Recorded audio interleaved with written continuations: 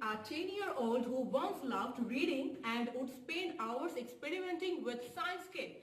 But as the years gone by, something changed. Now a teenager began to associate learning with curiosity and wonder, but with the stress, anxiety and sleepless night. Why?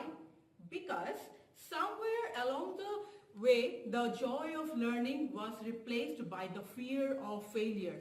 I have a question for you. Is our obsession with grade destroying our joy of learning? Good morning everyone. My name is Aynan Tajriya and today I am here to talk about a topic that is obsession with grades destroying the joy of learning. Grades are originally meant by a measure of academic performance, a tool for feedback, worth and potential. And I believe this obsession is fundamentally reshaping the way students engage with learning, stripping away their intrinsic motivation and replacing it with fear, pressure and burnout. A grade may measure what you score, but it will never measure what you are truly capable of achieving. So why do we treat it as the ultimate marker of our ability and potential? Let me tell you a true story about Rahat Hossain, a Bangladeshi educator who grew up struggling within a traditional education system that prioritized grades over talent. Rahat was constantly thought that I was not smart enough because I don't have got the good scoring in my student life. But what those grades did not show was his unwavering passion for solving real world problems and his motivation. Fast forward today, Rahat is the founder of a tech-based company. Now he can manage all the confidential companies and also the tech-based institutions that is helpful for the rural student. So this is the reality for so many countries as well as my home country, the Bangladesh.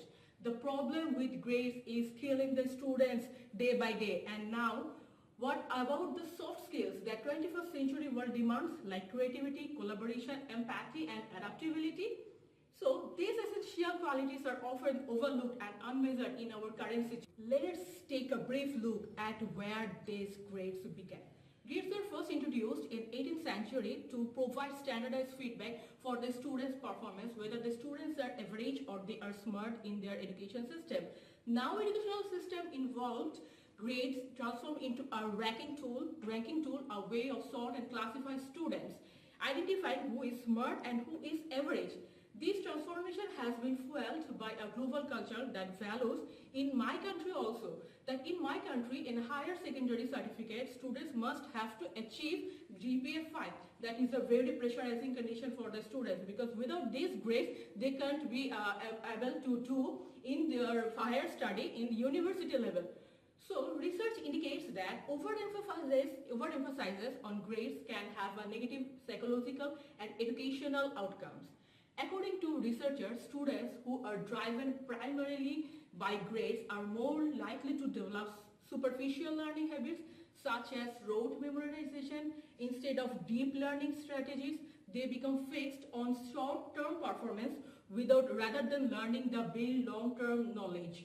So even instead of asking themselves, what I learned from this, students began to ask what we will get on the task. How many points is worth? The mindset now is set like this, that mastery and curiosity to simplify, avoiding the failure. This obsession with grades doesn't just affect in learning, it also affects the teachers also. Because when a teacher will go to the classroom, she is already in a pressure that I have to take a exam, I have to judge them by the grading point. So this depression also killing the teacher also. In our high school and university students globally in 2019 study conducted in Dhaka, it was found that 62% of secondary students report experiencing extreme stress due to the grading pressure by the fear of scoring low grade. The pressure to achieve high grades leads to sleep deprivation, burnout, anxiety, and they are tend to do their self-harmness. The rise in mental health issues among students worldwide is alarming, and it's time to recognize that grading system is a significant contributing factor. What is the result? What is the ultimate result? The burnout, anxiety and tragically, a growing number of students losing hope and self-worth because they do not measure to their arbitrary standard. This obsession with grades also affects the teachers. So students who struggles in math may show in creative writing. Students who is not expert in history, maybe he can solve the real world problem. By reducing students to a grade, we are not just missing on their unique potential, we are actively limiting their growth. That is very hazardous for our future generation. Age, we are told that grades are gateway to success. Get good grades, you can go into the good college. By getting a good college, you can go to get a good job. It's a simple question, right? So, but here is the problem. When we prioritize the ultimate result for the grade under the consideration of grade, these numbers, letters and percentages, we lose sight of the process of learning. I see so many students in my home country, and when I was a teacher, I also faced some types of students who are no longer excited to discover new things because of that they think that, okay, if I go for the discovery, then I will lose time for reading my textbook so that I can get a low grade. So instead of doing these things, we can do one thing, that we can make them a scope, we can give them a scope. You don't think about this, just try to focus on your knowledge and don't only focus your textbook just for the grading. Try to achieve the knowledge from the textbook. And because deep learning is messy, it feels the failures, grades, and I don't think that this is a perfect system for the education. How do we break this gradational system? How can we redefine success to move beyond this grade?